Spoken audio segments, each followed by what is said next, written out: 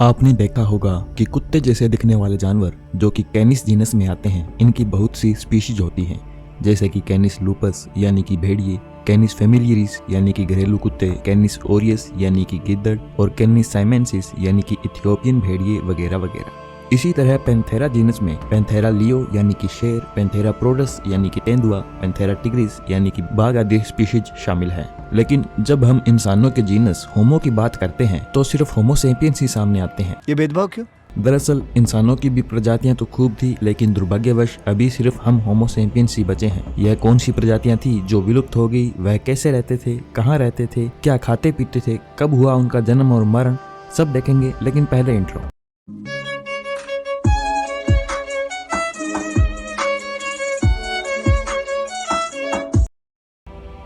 यह ध्यान देने वाली बात है कि होमो जीनस जिस होमिनिड फैमिली में आता है उसमें कुछ और भी आदि मानव या होमिनिड जीनस आते हैं, जैसे कि ऑस्ट्रेलोपिथिकस, पैरांथ्रोपस, कैनियांथ्रोपस, आर्डीपिथिकस आदि। यह वह आदि मानव थे जो दो पैरों पर चलने और दिमाग के मामले में अपने पूर्वज वानरों से कहीं बेहतर थे, तो वहीं अपने अग्रज होमो जीनस से थोड़े पीछे थे। याद कीजिए लूसी नाम को, जिसे फर्स्ट ह्यूमन माना जाता है, वह ऑस्ट्रेलोपिथिकस जीनस से ही बिलोंग करती है। चलिए अब फाइनली शुरू करते हैं मानव प्रजातियों का अध्ययन। और अगर अब तक आपको वीडियो पसंद आ रहा है या आगे चलकर आ जाए तो लाइक, सब्सक्राइब, शेयर वाले काम अपनी श्रद्धा के हिसाब से कर देना, काफी हेल्प मिलती है उससे। तो होमो जीनस की सबसे पहली प्रजाति जो अस्तित्व में आई वह थी होमो हैबिलिस। यह लगभग 24 लाख वर्ष पूर्व अस्तित्व में आए और 16 लाख वर्ष पूर्व तक यह विलुप्त हो चुके थे। मतलब लगभग 8 लाख सालों तक इन्होंने धरती पर विचरण किया। आज के अफ्रीका महाद्वीप के तंजानिया, केन्या और दक्षिण अफ्रीका देशों से इनके अवशेष मिले हैं। इनके अवशेषों में शामिल है खोपड़ी के भाग जो बतलाती हैं कि इनके दिमाग का आकार लगभग 600 से 700 क्यूबिक सेंटीमीटर के बीच था, जो कि आधुनिक मानव के 1400 से 1500 क्यूबिक सेंटीमीटर का लगभग आधा है। इसके अलावा हमें मिले हैं हाथ, पैर और उनके पंजे और एक आधा अधूरा कंकाल, जिससे हमें इनके हाइट और वजन के बारे में पता चलता है, जो लगभग 3 फुट 3 इंच से लेकर 4 फुट 5 इंच के बीच थी और वजन लगभग इनका 32 किलो के आसपास रहा होगा। इसके अलावा इनके जबड़े से इनकी डाइट का अंदाजा भी विशेषज्ञ लगाते हैं, जिनके अनुसार होमो हैबिलिस की डाइट में मांसाहार की मात्रा अन्य प्राइमेट्स के मुकाबले अपेक्षाकृत ज्यादा थी। लेकिन होमो हैबिलिस निपुण शिकारी थे या दूसरे शिकारी जानवरों द्वारा किए गए शिकार में से बचा कुचा खाने वाले स्कैवेंजर्स थे, इस बारे में अभी भी विशेषज्ञों के बीच मतभेद है। लेकिन इस बात में कोई शक नहीं कि होमो हैबिलिस पत्थर से बने औजारों का इस्तेमाल करके जानवरों की खाल उतारने, हड्डियों पर से मांस खुरचने इत्यादि कामों में निपुण थे। यह जिस प्रकार के स्टोन टूल्स यूज करते थे उन्हें ओल्डोवन स्टोन टूल्स कहा जाता है। यह साधारण दो पत्थरों को आपस में टकराकर बनाए जाने वाले औजार थे, जिनका इस्तेमाल चाकू छुरी की तरह और हड्डियों एवं सख्त खोल वाले नट्स को तोड़ने के लिए किया जाता था। ओल्डोवन टूल्स को याद रखिएगा, थोड़ी देर में काम आएंगे। अगली मानव प्रजाति थी होमो जॉर्जिकस। जैसा कि नाम से पता चलता है, इस प्रजाति के अवशेष आज के यूरोपीय देश जॉर्जिया में पाए गए हैं और इस मामले में यह बेहद खास भी है, क्योंकि अफ्रीका से बाहर मिलने वाली मानव प्रजातियों में यह पहली ही थी। यह अवशेष लगभग 18 लाख साल पुराने बताए जाते हैं और इन सीमित अवशेषों से मिली जानकारी के मुताबिक इनकी लंबाई लगभग 4 फुट 11 इंच, वजन 50 किलो और दिमाग का साइज लगभग 610 से 775 क्यूबिक सेंटीमीटर के बीच होता था। इन अवशेषों में सबसे खास है एक बुढ़े आदमी की खोपड़ी, जो इतना बुढ़ा होकर मरा कि उसके सारे दांत लंबे समय पहले ही टूट चुके थे। इसका मतलब यह हुआ कि वह जिस सामाजिक समूह में रहता था वह बेहद स्पोर्टिव ग्रुप था, तभी उस समय में इतने बुढ़े आदमी का जिंदा रह पाना संभव हो सकता है। यह बताता है कि होमो जॉर्जिकस एक दूसरे की देखभाल करने वाली सामाजिकता की भावनाओं से युक्त इंटेलिजेंट मानव प्रजाति थी।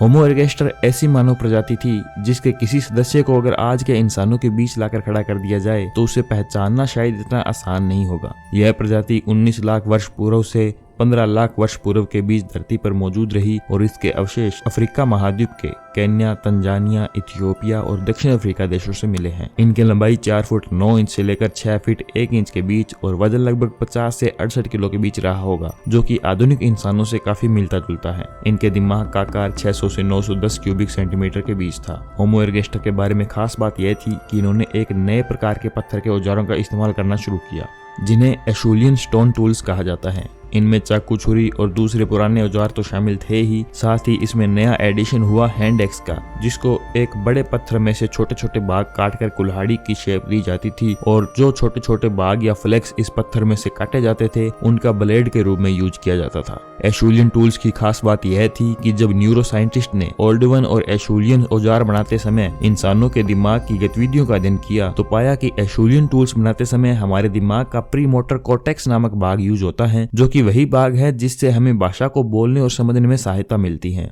इससे हमें पता चलता है कि हमारे पूर्वजों की पत्थर के औजार बनाने की आवश्यकता ने उनकी भाषा की क्षमता को विकसित करने में मदद की होगी।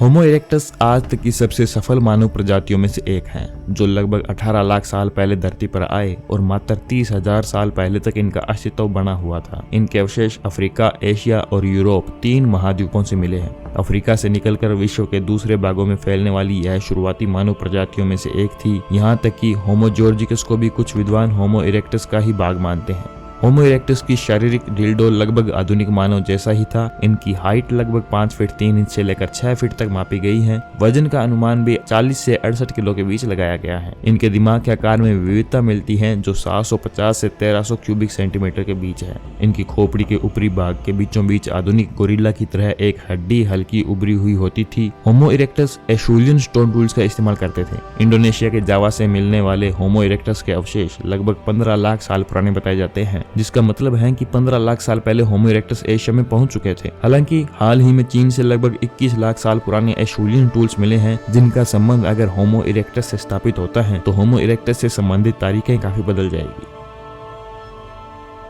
स्पीशीज होमो एंटेसेसर का काल 12 लाख वर्ष पूर्व से 5 लाख वर्ष पूर्व तक माना जाता है। स्पेन से मिले अवशेष जो कि लगभग 8 लाख साल पुराने हैं, होमो एंटेसेसर को पश्चिमी यूरोप तक पहुंचने वाली पहली मानव प्रजाति बना देते हैं। इस प्रजाति के खोपड़ी के अवशेषों से पता चलता है कि इनका फेस आधुनिक मानव से बेहद मिलता जुलता था, जो कि इतनी पुरानी स्पीशीज के लिए थोड़े आश्चर्य की बात है। वहीं इनके शारीरिक डील डोल की बात करें तो यह भी आधुनिक मानव के समान ही लगभग 5 फीट 3 इंच से 6 फुट तक औसत लंबाई और वजन 60 से 90 किलो के बीच होता था। इनके दिमाग का आकार औसतन 1000 क्यूबिक सेंटीमीटर मापा गया है। इनके बारे में एक बेहद रोचक जानकारी सामने आई है हाथ की एक हड्डी के अवशेष से। दरअसल इस हड्डी पर पत्थर के औजारों से बने हुए चोट के निशान कुछ वैसे ही थे जैसे कि आसपास के दूसरे जानवरों की हड्डियों पर मौजूद थे, जिन्हें उस समय के मानव प्रजातियों द्वारा खाया जाता था। इससे इस बात का शक थोड़ा गहरा हो जाता है कि इस बंदे को इसी की प्रजाति के सदस्यों ने खाया हो सकता है, मतलब ये कैनिबल्स थे।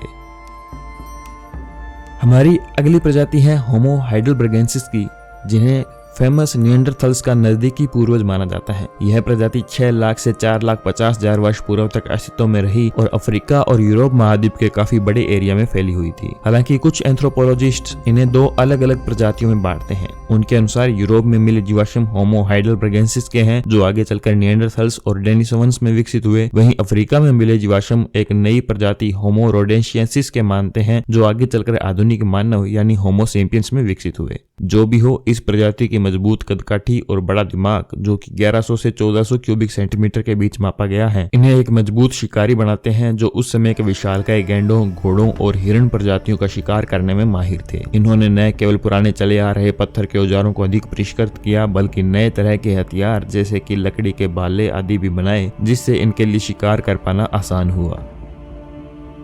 होमो फ्लोरेंसियंसिस अब तक मिली मानव प्रजातियों में सबसे इंटरेस्टिंग में से एक है। यह होबिट जैसी दिखने वाली स्पीशीज लगभग 7 लाख वर्ष पूर्व से 50,000 वर्ष पूर्व तक अस्तित्व में थी। इनके अवशेष इंडोनेशिया के फ्लोरेस द्वीप से मिले हैं।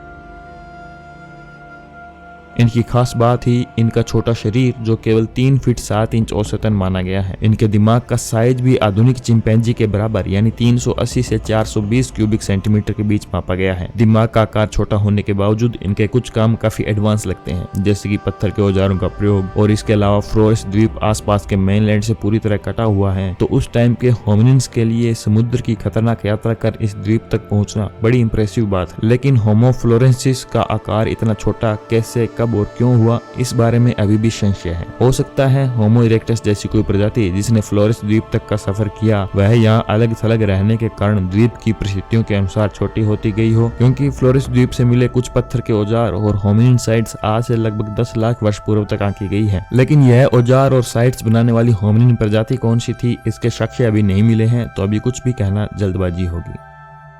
जर्मनी के निएंडर वैली से मिले शुरुआती अवशेषों के आधार पर पहचानी गई यह प्रजाति होमो निएंडरथलेंसिस शायद अब तक की मिली सभी मानव प्रजातियों में सबसे प्रसिद्ध है। यह प्रजाति आज के यूरोप और दक्षिण पश्चिमी एशिया में फैली हुई थी और लगभग 4,30,000 वर्ष पूर्व से लेकर 40,000 वर्ष पूर्व तक अस्तित्व में रही। प्रचुर मात्रा में मिल रहे इनके अवशेषों से पता चलता है कि इनकी कदकाठी आधुनिक इंसानों के मुकाबलों में थोड़ी छोटी लेकिन कहीं अधिक मजबूती से बनी हुई थी। इनकी हाइट औसतन 5 फीट से 5 फीट 6 इंच तक और वजन लगभग 55 से 80 किलो के बीच माना गया है। इनके मस्तिष्क का आकार 1200 से 1750 क्यूबिक सेंटीमीटर के बीच था, जो आधुनिक इंसानों से भी थोड़ा बड़ा ही है। इस बड़े और विकसित दिमाग से इन्होंने कई तरह की नई कलाकारियां की जो इनसे पहले आई होमिनिन प्रजातियों के बस की बात नहीं थी। इन्होंने नए प्रकार के पत्थर के औजार बनाए जिन्हें मॉस्टेरियन स्टोन टूल्स कहा जाता है। इजराइल से मिले निएंडरथल के अवशेषों को देखकर लगता है कि उन्हें जानबूझकर दफनाया गया था, जो कि दफनाने की प्रथा के सबूत हो सकते हैं। इनकी चमड़ी का रंग आधुनिक यूरोपियंस की तरह गोरा होता था, जो कम धूप वाले यूरोपियन क्षेत्रों में विटामिन डी के संश्लेषण के लिए जरूरी था। निएंडरथल की हड्डियों के केमिकल एनालिसिस से पता चलता है कि मांस इनके डाइट का एक प्रमुख भाग था। यह मौसम के अनुसार हिरणों की अलग अलग प्रजातियों का शिकार करते थे, जिसमें यह बेहद माहिर भी थे। इसके अलावा यह ताजा पानी की मछलियों और समुद्री जीवों का यूज भी करते थे। इनके दांतों के अध्ययन से पता चला है कि यह भोजन के लिए पेड़ पौधों पर भी निर्भर थे। इनके द्वारा यूज किए जाने वाले कुछ प्लांट तो मेडिकल प्रॉपर्टीज रखते हैं। निएंडरथल्स को इन पौधों की मेडिकल प्रॉपर्टीज के बारे में पता था या नहीं, इस बारे में कुछ भी कहना मुश्किल है।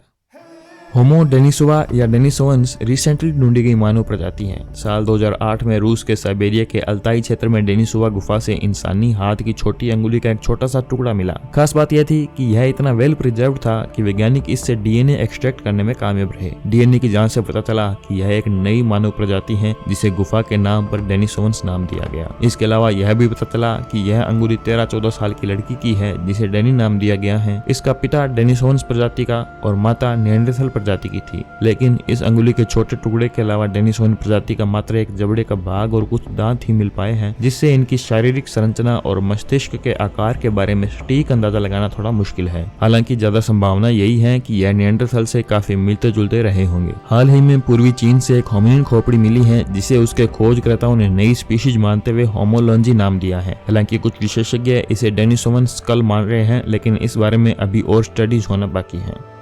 होमो नलेडी हाल ही में खोजी गई मानव प्रजाति है, जिसके अवशेष दक्षिण अफ्रीका के राइजिंग स्टार गुफाओं के डी नलेडी और लेसेडी चैम्बर्स से मिले हैं। यह चैम्बर्स कुछ ऐसे दिखते हैं। अब आप सोच कर देखो कि यह बंदे इतने नीचे अंडरग्राउंड कर क्या रहे थे। हालांकि ज्यादातर विशेषज्ञों का यही मानना है कि होमो नलेडी अपने मरे हुए साथियों को यहाँ लाकर दफनाते थे या फेंक कर जाते थे, लेकिन फिर भी मरे हुए को भी दफनाना था तो भी यहाँ दफना देते। लेकिन नहीं, यहाँ की मात्र कुछ 17 सेंटीमीटर चौड़ी जगह है, उसको रेंग कर पार कर वह इस चैम्बर में आए। फिर यहाँ भी नहीं दफनाया, फिर इस एक और सिर्फ 30 सेंटीमीटर चौड़ी जगह है, इसको रेंग कर पार किया और फिर डी नलेडी चैम्बर में पहुंचे और यहाँ लाकर वह अपने मृतकों को दफनाते थे। हालांकि शारीरिक आकार में यह आधुनिक इंसानों के मुकाबले थोड़े छोटे यानी लगभग 5 फीट लंबे और 45 किलो वजनी होते थे, फिर भी उन्होंने इसी जगह को क्यों चुना, यह अब तक रहस्य ही बना हुआ है। अब अपने में से कुछ ज्यादा समझदार लोग यह सोच सकते हैं कि यह हड्डियों के अवशेष पानी के साथ बहकर या कुछ छोटा जंगली जानवर इनको उठाकर इस गुफा में लाया होगा, लेकिन मैं आपको बता दूं कि विशेषज्ञों को यहाँ न तो पानी के बहाव के कोई संकेत मिले हैं और न ही किसी दूसरे ऐसे जानवर की हड्डियां मिली हैं।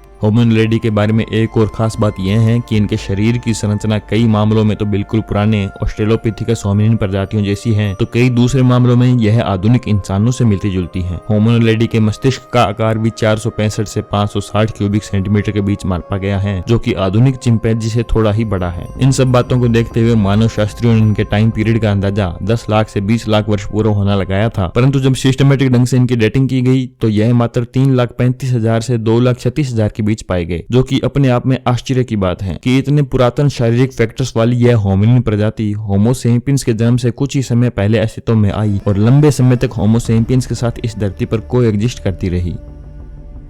अगली प्रजाति है हमारी अपनी होमो सेपियंस, जो आज से लगभग 3 लाख वर्ष पूर्व अस्तित्व में आई और आपके यह वीडियो देखने तक अस्तित्व में बनी हुई है। होमो सेपियंस प्रजाति का सबसे पुराना अवशेष मोरक्को देश से मिला है, जो कि लगभग 3 लाख साल पुराना है। होमो सेपियंस सबसे पहले अफ्रीका में अस्तित्व में आए हैं और फिर धीरे धीरे पूरी दुनिया में फैल गए। होमो सेपियंस के शारीरिक संरचना की बात करें तो इनकी लंबाई लगभग 5 से 6 फुट और वजन औसतन 54 से 83 किलोग्राम होता है। हमारे मस्तिष्क का आकार 1000 से 2000 क्यूबिक सेंटीमीटर के बीच होता है। शुरुआती होमो सेपियंस का रहन सहन और टेक्नोलॉजी निएंडरथल जैसी ही थी, परंतु धीरे धीरे हमने नए नए प्रकार के औजार बनाने और आविष्कार करने शुरू किए। होमो सेपियंस अस्तित्व में आने के बाद काफी लंबे समय तक दूसरी मानव प्रजातियों जैसे होमो फ्लोरेंसियसिस, होमो निएंडरथलेंसिस, डेनिसोवंस और होमो नलेडी के साथ कोएग्जिस्ट करते रहे, परंतु धीरे धीरे बाकी सारी प्रजातियां विलुप्त होती गई और अब होमो जीनस की केवल एक प्रजाति होमो सेपियंस यानी हम बचे हैं और एक तरह से देखें तो फूड चेन की टॉप पर मौजूद हैं। बोले तो राज कर रहे हैं हम धरती पर। इसी बात पर खुश होकर हम इस वीडियो का अंत करते हैं। फिर मिलते हैं ऐसे ही किसी मजेदार कंटेंट के साथ। तब तक के लिए अलविदा। So please subscribe, whatever.